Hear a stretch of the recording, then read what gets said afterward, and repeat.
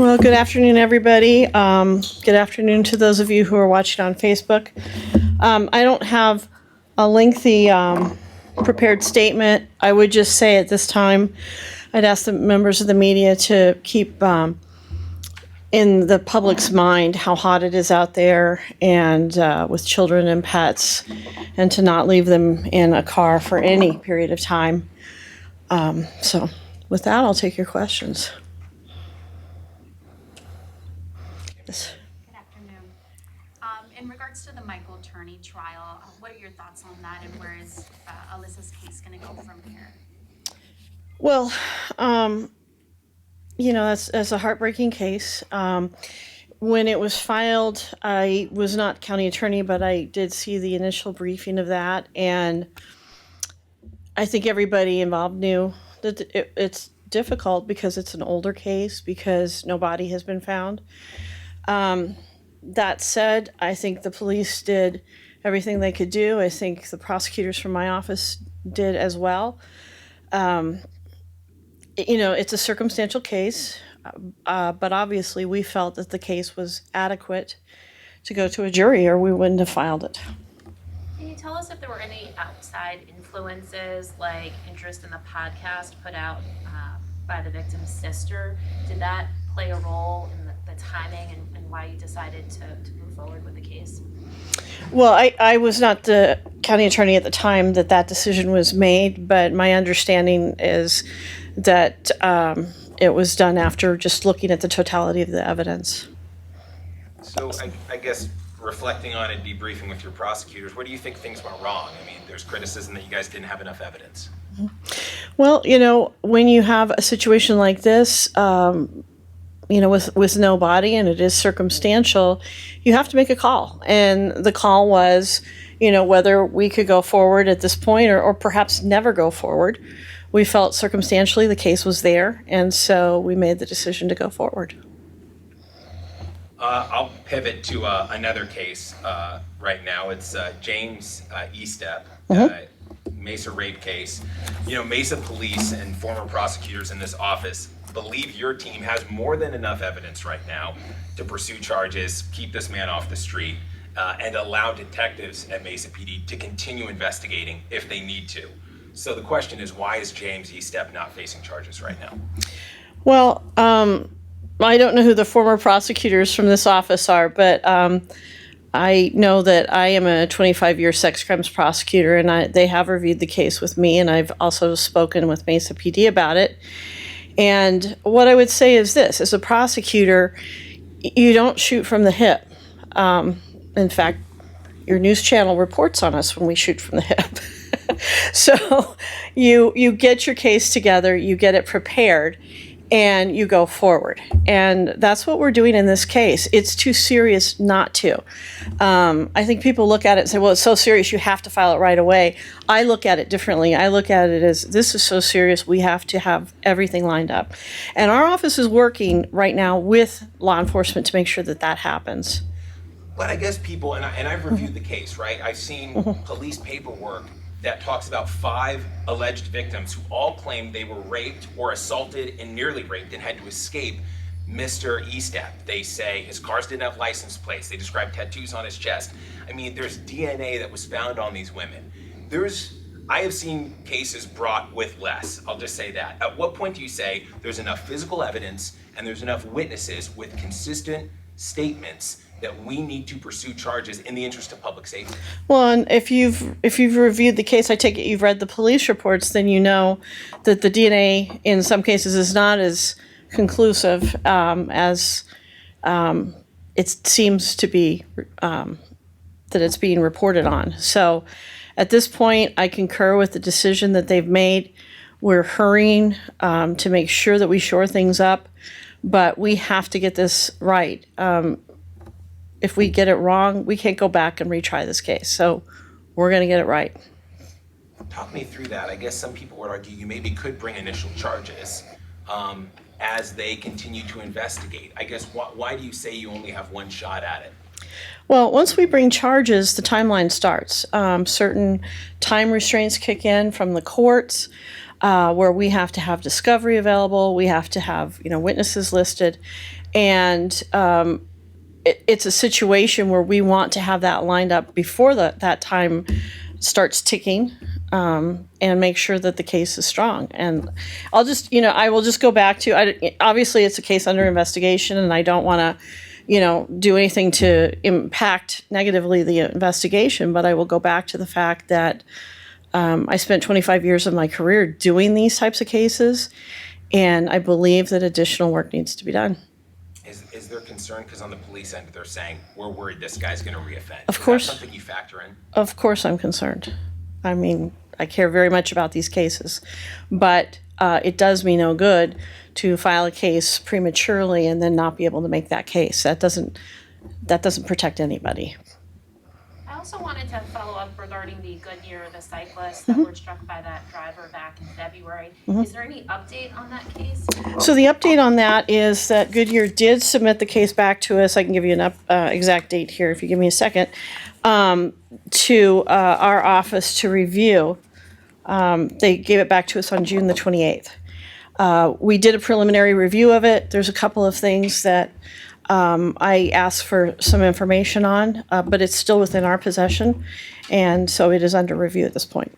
Is it possible it could go back to Goodyear Police based on those questions that you have? I don't think it's hard to say what will come up during a case, but at this point, we're just waiting to get those questions answered while it's still in our possession. Got it. And I also wanted to ask about the Mesa High School student killed at a party a day after his birthday last November. Any forward momentum on that case? Yes. So as you know, when we received that initially, and you're talking about the RIM case, correct? Yes. Okay. When we received that initially, we furthered it back for some additional investigation. It came back to us. Initially, we did not believe we had enough, but we are looking into some additional factors right now, so it is under review with our office. To the victim's family in that case, who's probably waiting for things Yeah. to move forward, what's your message? My message is, I can't imagine it would be like sitting on pins and needles. I understand that, but again, as I was telling Zach, you have to have it lined up, and you have to do it right the first time.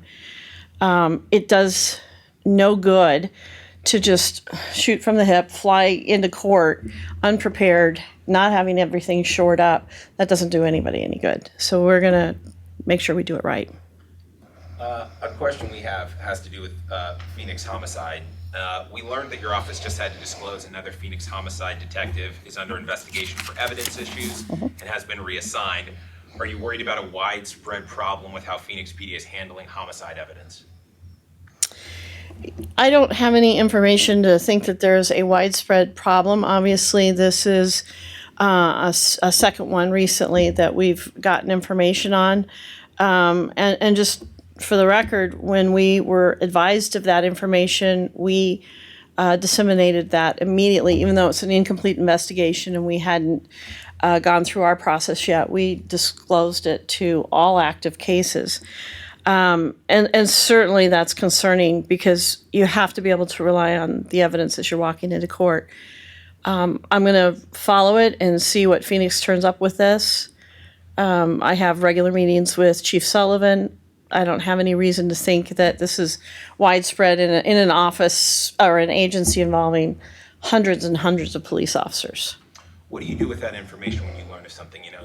Defense attorneys would say you should go back and look at prior cases, and there may be motions. I mean, is that something you're concerned about, is old prosecutions? Yeah, as you know, when I was, before I was county attorney, I actually started the prosecution integrity unit in this office, and that's one of the things that we can do is we can go back and look at cases that have resulted in a conviction where this might impact it.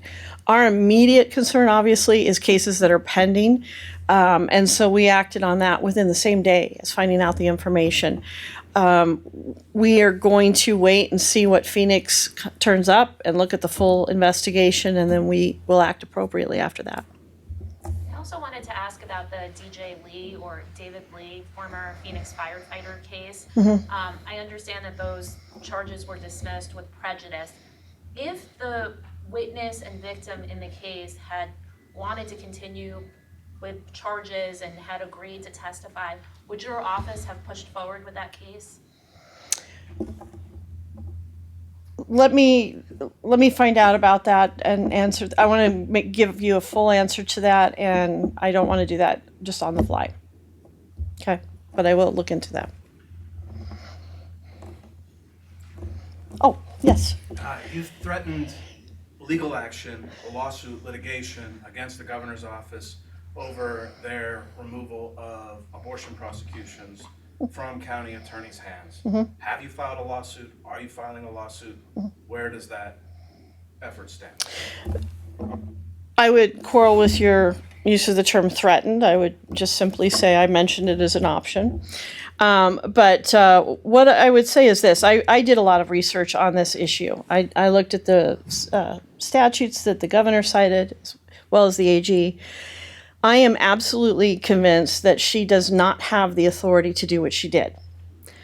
And I've been very clear that this office is going to continue to conduct itself as we always have. We will have the cases that come to us. We will review them with the same standard. Is there a reasonable likelihood of conviction? And we're going to follow the law.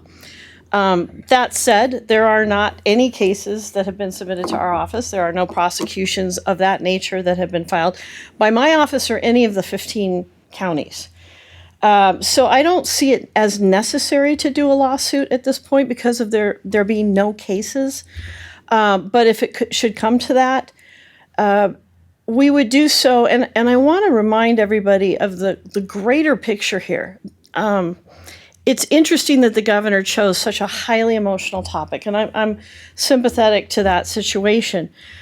But what she did was she basically, with the stroke of a pen, told everybody that you can just ignore the law that was passed by the legislature and signed by the then governor. And that gets to the underpinning of our Constitution, our American way of governance. And that is extremely concerning. And it's interesting because that has spread fear among other groups that she would try to do that in other situations. And that's completely unacceptable. If she wants the law to be changed, then she needs to work with the legislature to change it, or it needs to be referred to the people. But executive orders do not trump the law.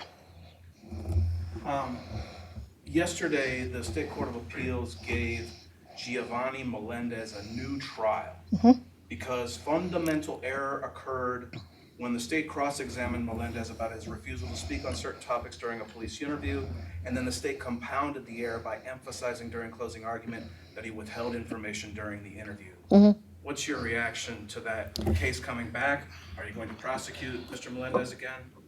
Yeah, I would have to evaluate it based on what evidence is left to be used. I've read through it. It's a 28-page opinion, as you probably know, and it's not quite as clear-cut as somebody just trampling on somebody's right to remain silent. What it was a combination of answers, of answering and not answering, and the prosecutor drawing out the point that something that came up later had not been disclosed during that interview. And so the court addressed that. I respect the court's opinion. We're going to look at it in terms of whether we should proceed to a higher level or whether we should re-prosecute it, or if we have enough evidence to. You mean go to the state Supreme Court? Yeah, I mean, that's up to the Attorney General's office ultimately because they handle the appeals for these cases. But we will, speak with the Attorney General. Thank you. County Attorney, there's a man, Rodney Aviles, who was just let out of the state psychiatric hospital. Officials have said that your office cannot prosecute him for, I believe, a fourth time because you don't have any proof that his status has changed. Do you agree with that assessment? Is there any way that you would try and prosecute him? Yeah, what I would convey to the public is this. I think there's been a lot of confusion about the different standards. The standard to prosecute is whether somebody can understand the charges against him or her and assist in the defense. That's, if they can't do that, they're not competent to stand trial. There's nothing in his records that suggests that he has regained that competence. This office has filed charges against him 3 times. 3 times courts have found him to be incompetent to stand trial. And in fact, earlier this year, there was a court opinion that came down that said it's no longer the prosecutor's decision to refile charges. It actually has to be at the permission of the court. And so we would have to go to court, get the court's permission to refile after demonstrating there's a change. And there's nothing to show that there's a change in his competency. That's a very different standard than the other standard, which has to do with why he was in custody. It was a civil commitment. So, it's interesting. This case stopped being a criminal case back in 2010, I believe, was when the last one was dismissed. These are civil issues. Obviously, it concerns me. I've talked to the family members. My heart goes out to them. I completely understand where they're coming from. And we, from this office, will work with the legislature to address any loopholes and hopefully improve the system. But yes, I am very concerned about it. So it sounds like, you just used the word loophole. It sounds like you think there is one. I guess lay that out for me. Well, I think that you need to look at having facilities to house these individuals. Maybe loophole wasn't the most accurate word, but you have to have a place to make sure these people have a secure facility. And that just didn't happen in this place. There was no place available that fit that standard. And there's no other way to get it before a judge to see if his, intent or, criminal nature has changed at all, right? He's out. Well, ultimately, it was a judge that ordered his release at the request of Ash, so that it has been before a judge. We wrote, as you know, a letter to the Attorney General back in February expressing our concerns because the Attorney General represents the state hospital. But ultimately, the judge made the decision, and that is what happened. And it is concerning. Yes, ma'am. For the Thomas DeSharnas case, he was charged with killing another inmate while he was in custody. Question on that, is it standard that people that are facing murder charges are held with people facing drug charges? I would refer you to the sheriff's office on that question. Was the county attorney office made aware that the alleged jail homicide before April, there was a situation where there was 6 months standard notification, or maybe you guys weren't notified of that or that other incident? I don't believe that's correct, but I can look at the timeline and get that for you. Anything else? Okay. All right. And Jen, did you? Yeah, I just heard Jen ask, so we might as well. I knew I should have gotten out of here. Yeah, you should have gotten always, never linger. Vala, what's the case? Any updates on getting Lori back into Maricopa County? Yeah, I can give you an update on that. So right now, she's scheduled to be sentenced to the Department of Corrections up in Idaho, and that's going to take place on July 31st. And so once that happens, there's 2 ways that we can proceed with the extradition.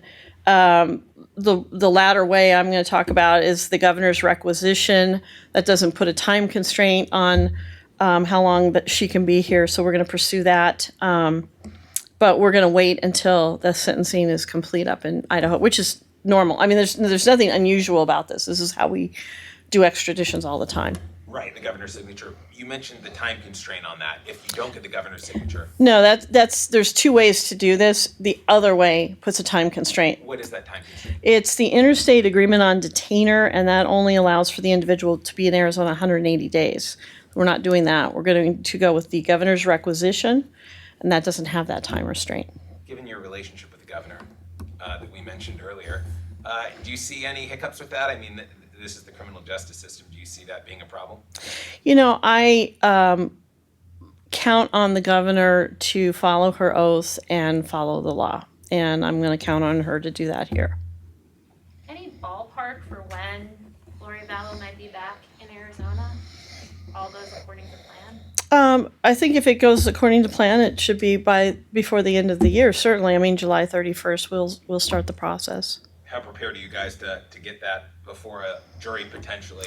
We've had an attorney assigned to that case for, I want to say about 2 years, who's been working on it and very familiar with all of the evidence. So you don't see it languishing. You'll be pretty ready. It's a matter of her and her defense team. Correct. Okay.